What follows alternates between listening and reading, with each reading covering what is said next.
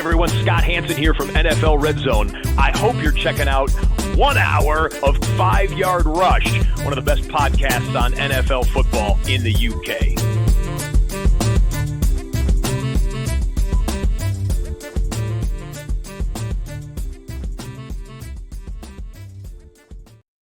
What is happening, Rush Nation? We are back, and we're back with another Charity League Fantasy Football Examined, Scoring Examined, and that's what we're here for.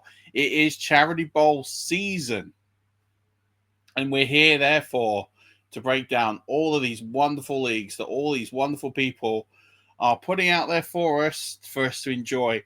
FFCC started. This is being recorded Tuesday afternoon, so that has gone with very few hitches. I'm very pleased.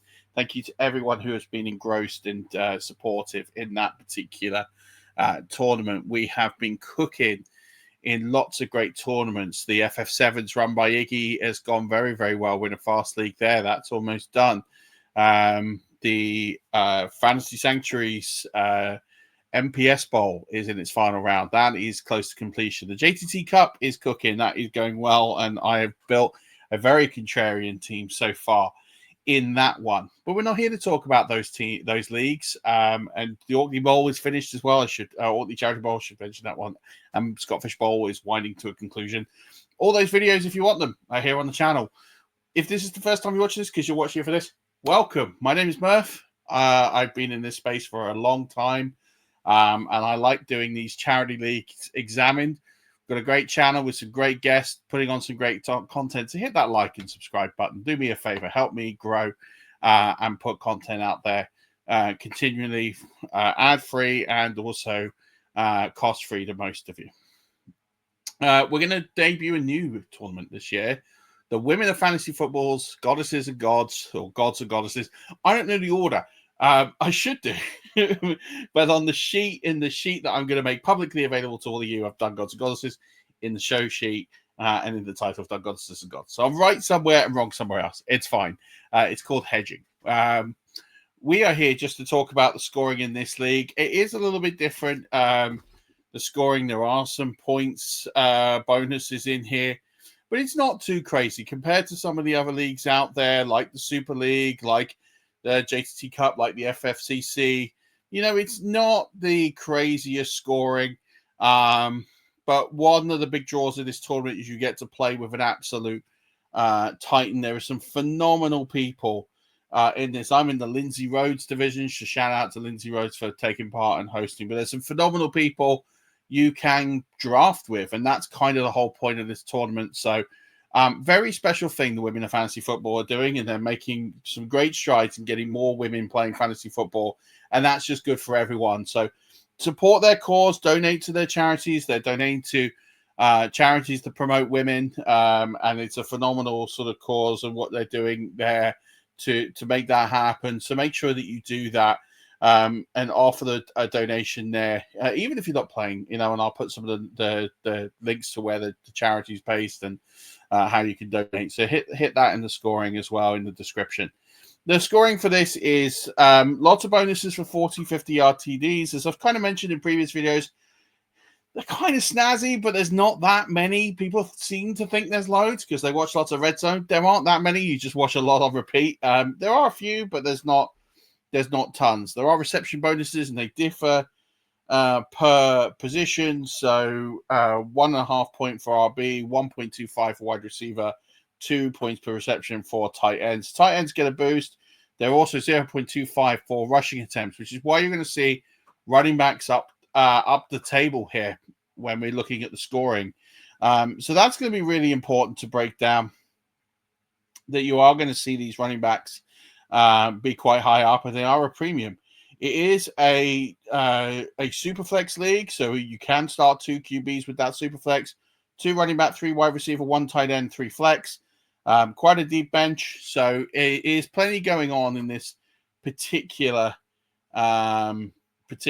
division or particular scoring, but running backs score heavily. So you're going to need to go and get one of those premium running backs, and you could argue you could get them over the quarterbacks. You've got the main 2 quarterbacks are scoring only ahead of Saquon Barkley, and then you got the next three, Christian McCaffrey. Now, I do have Christian McCaffrey aggressively ranked. I'll be honest. Jonathan Taylor is aggressively ranked. I say this in all my videos just so people are aware I have them aggressively ranked over consensus. Just so you are aware. If you don't fancy them, then, move on. Chase and Jefferson are in here, but the wide receivers do tend to fall down a little bit.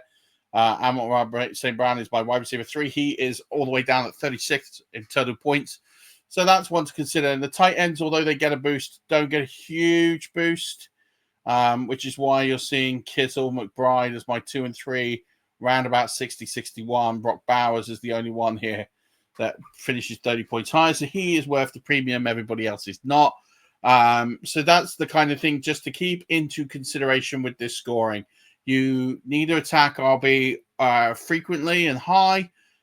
Wide receivers, you can kind of wait on. There are some difference makers, as you'll see all the way down in the scoring, and you're going to need to get one of your anchor QBs. So if you can get an anchor QB, anchor RB at the kind of start of this draft in the first 2 rounds, unless you pivot and go to a Bowers, that's a pretty good spot to be. I imagine that most people who don't watch this video will probably just see Superflex, see that the scoring's not that aggressive, because it's not, and just go and pummel quarterback start. And that's fine. There is room to pivot a quarterback if you don't want to go there. But effectively, if you're not drawing in the first couple of positions, you are going to sort of struggle to get an anchor there, and then it really does drop down quite quickly. So those premium quarterbacks have a significant advantage. Once you're getting down to like QB7 and beyond, there's an advantage, but it's not quite as much. It really flattens off between like QB7 and QB16. It's just a matter of about 30 points, which over a season is like 2.5 points a game. Like, you can make those in other areas. So that's a real big one to sort of consider with the scoring here. These sheets are going to be made available. They're in the description. Again, all I kind of ask from this is just please hit the like, the subscribe, write me a comment, just say, hey, really appreciate this, or first time subscribe. Maybe watch some of the other videos. We dropped an amazing video with Joe Pisapia on Friday. One of my favorite videos. In recent weeks, we've had Bob Lung, we've had Pat Fitzmaurice. There's a load of exceptional content that has been dropped over the last sort of 3 or 4 weeks on this channel, plus other Charity League explainers.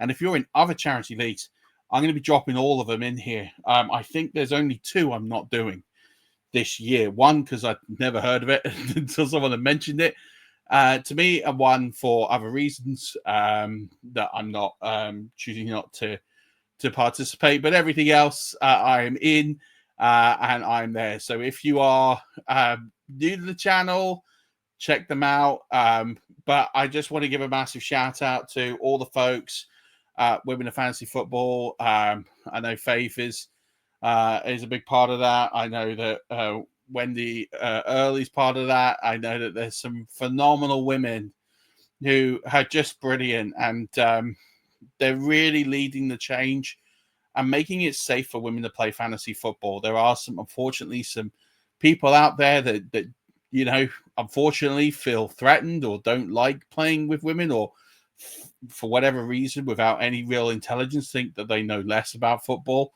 than anybody else. And it's just really nice to see a platform that promotes women and that allows women to voice their opinions safely.